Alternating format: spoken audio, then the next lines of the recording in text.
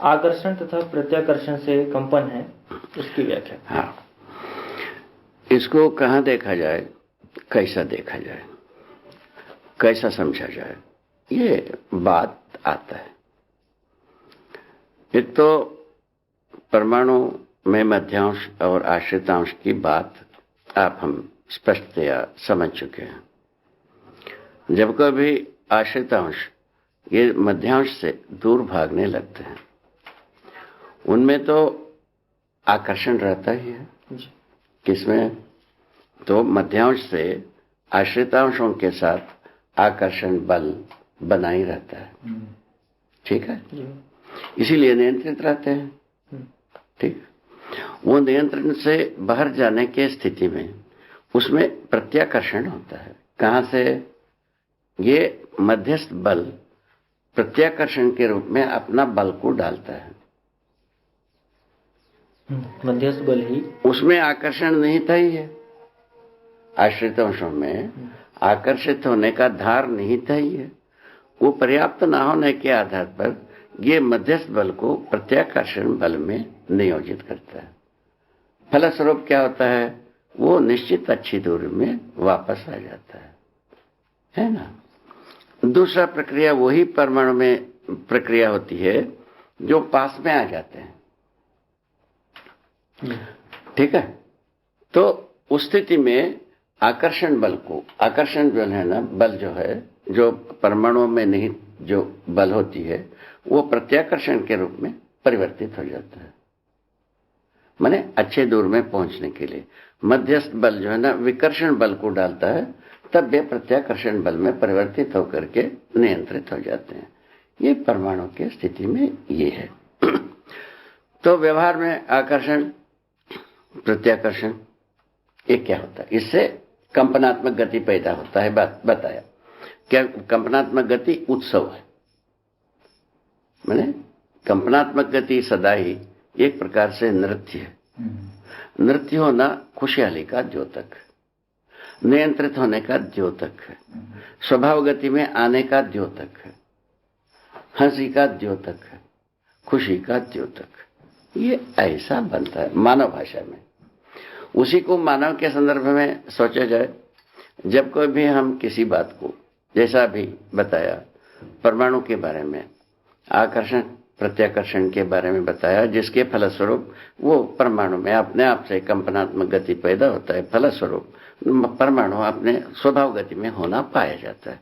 ठीक है, तो यही चीज, ये चीज यदि मनुष्य को समझ में आता है, एक परमाणु और मनुष्य के परस्परता में एक सुखद सुंदर उत्सव होता है कि नहीं होता है?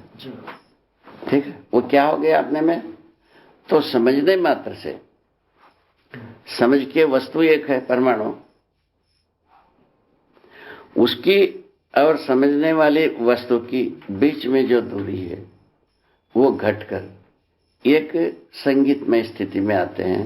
उसका नाम है समझदारी।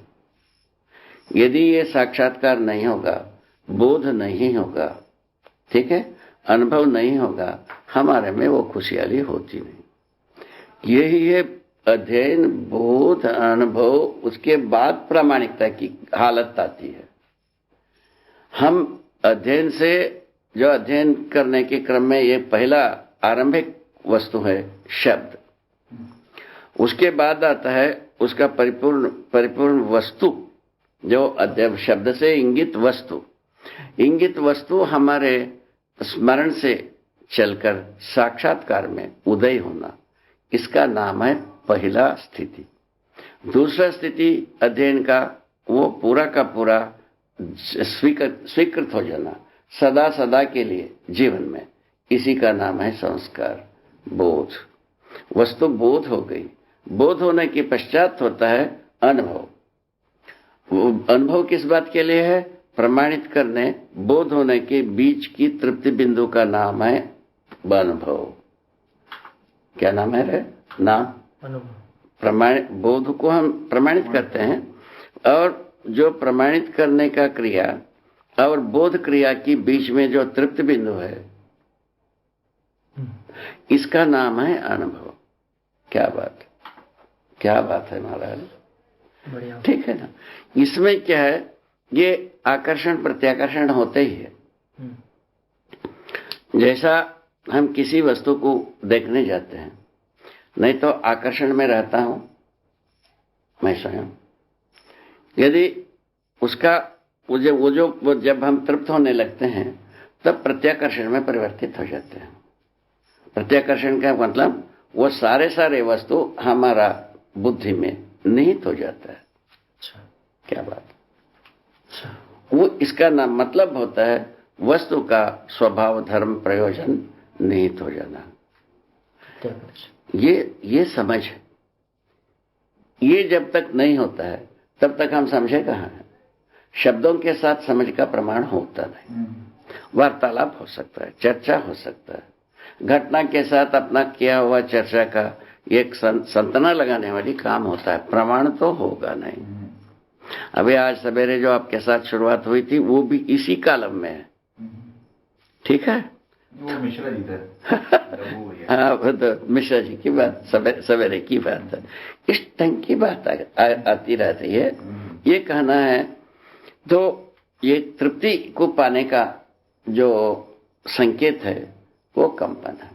मनुष्य में क्या कहोगे उसको? उत्सव,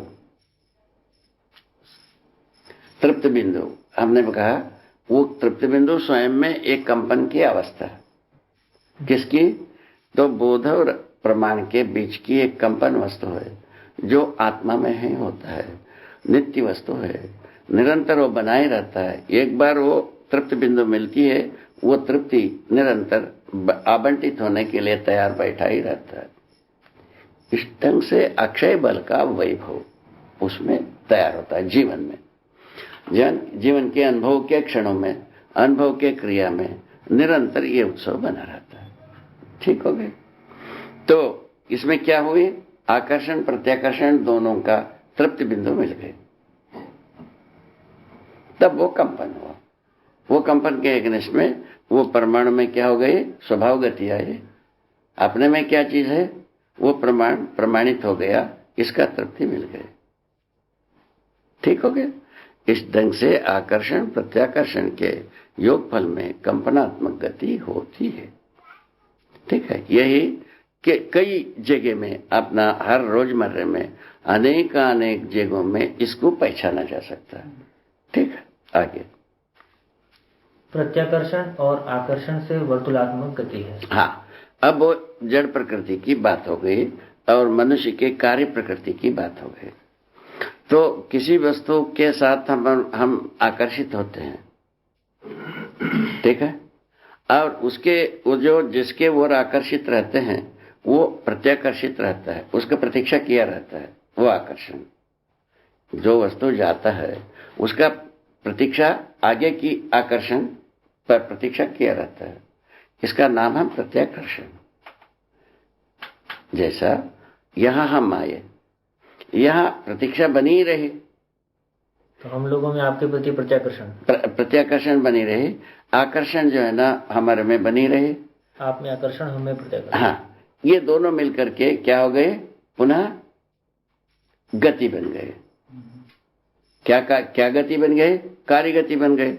कार्य गति के अंतर्गत अभी अपन गुजर रहे हैं। ये जितने भी विचार से लेकर, कार्य से लेकर, ये अभिव्यक्ति से लेकर, प्रमाण से लेकर जितने भी कार्य हम कर रहे हैं इस समय में, वो सब कार्य गति ही है। बाबा, ये सूत्र जो है जड़ वस्तुओं के लिए है या अभी हम मनुष्य के लिए वो इसको बताया, ठीक है, आप हमारे बीच में इसको बताया। वही चीज ये एक जड़ परमाणु में, दोनों में लागू है। वो ये सूत्र है महाराज जी। अच्छा, मध्यस्थ बल की बात की। हाँ, ये पूरा सूत्र की बात है। इस सूत्र को व्याख्या जीवन करता है, परमाणु करता है, अणु करता है, अणुरचित पिंड करता है, धरती करता है, धरती की हर जर्रा करती है, व्याख्यात किया ही रहता है। तो कार्य मूलतः जो मूल बल है सत्ता है जी। सत्ता आप में, मुझ में, परमाणु में, सब में पारगामी होने के कारण से मूलतः जो है ना मूल ताकत है वो सत्ता है। सत्ता में हर वस्तु बल संपन्न होने के आधार पर कार्यशील होने के लिए प्रवृत्ति है। कार्यशील करता कैसा हो जाता है भाई? उसमें आकर्षण प्रत्याकर्षण का योग होना आवश्यक है। जैसा श्रम और गति का आकर्षण प्रत्याकर्षण तो होने पर एक कार्य की स्वरूप बनता है, ठीक है। और गति और परिणाम का योग फल होने से, आकर्षण प्रत्याकर्षण होने से कार्य गति का स्वरूप दूसरा होता है, ठीक है। इस विधि से श्रम गति परिणाम क्रिया का अभिव्यक्ति है, व्याख्या है, क्रिया है, उसका मतलब भी है श्रम गति परिणाम है। तो सदा सदा श्रम गति परिणाम से संपन्न प्रत्येक परमाणु उत्सवित होने की विधि आकर्षण प्रत्याकर्षण के योग फल में होते ही रहता है, निरंतर होता रहता है। दो इकाइयों के बीच में दो इकाई नहीं है, एक ही इकाई की एक अंग दूसरा अवयव के साथ। जैसा आप ही बैठे हो, आपका आंख के साथ नाक, नाक के साथ हाथ, ये एक दूसरे के साथ आकर्षित प्रत्याकर्षित होने पर कार्य होगा कि नहीं होगा? होगा कि नहीं होगा?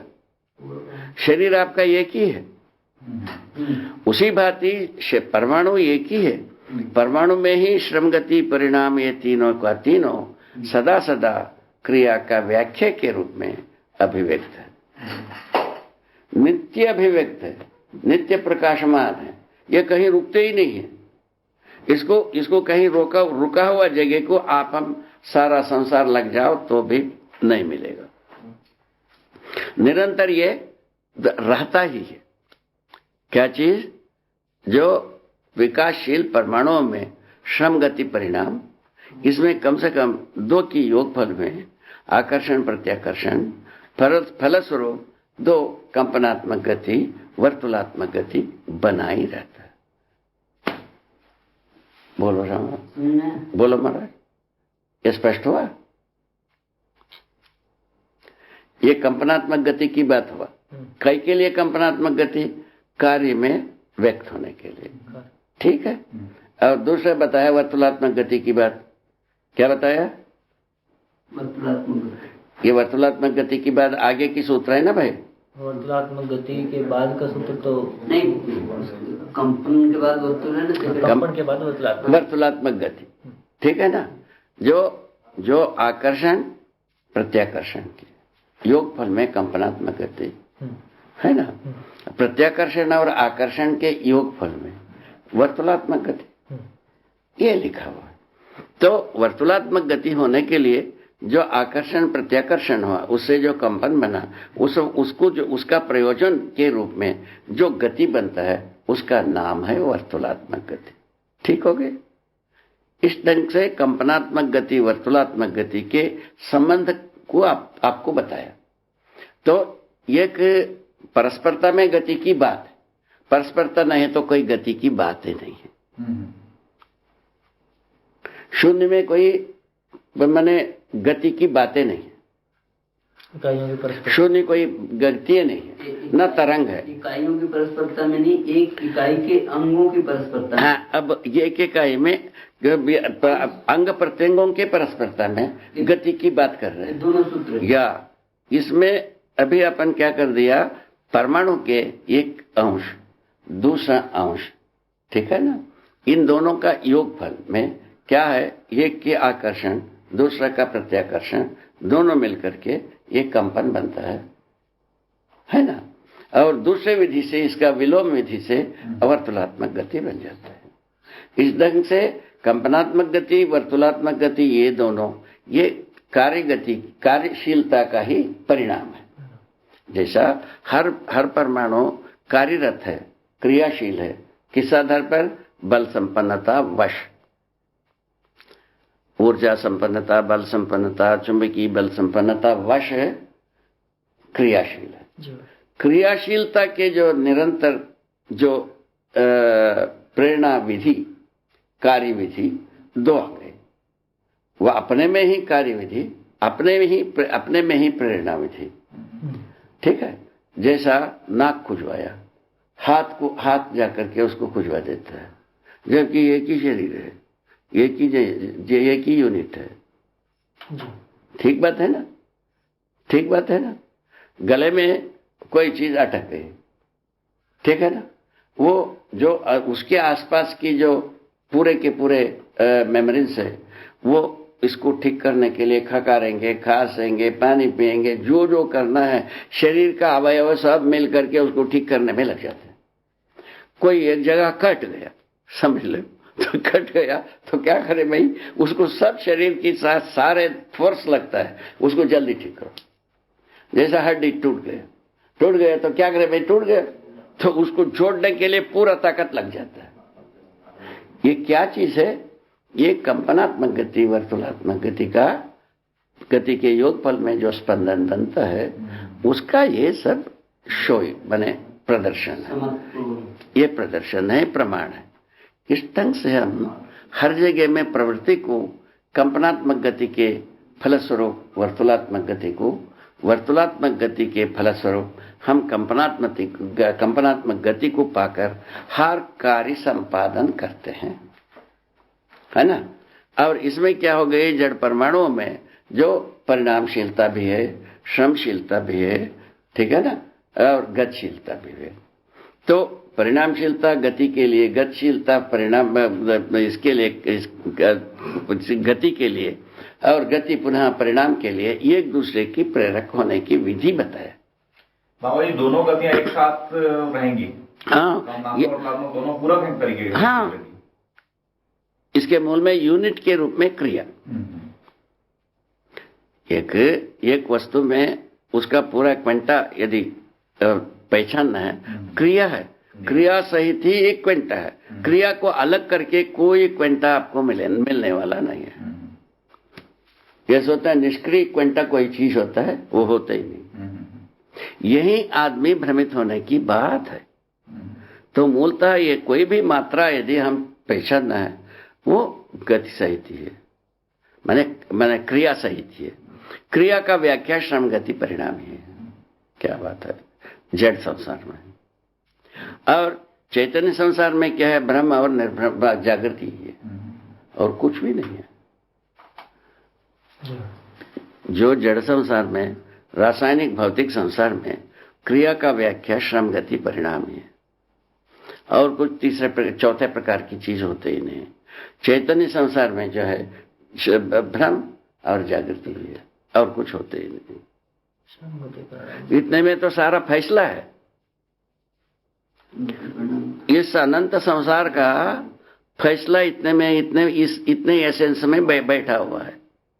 यहाँ पे श्रम गति परिणाम को भी थोड़ा सा बता दीजिए।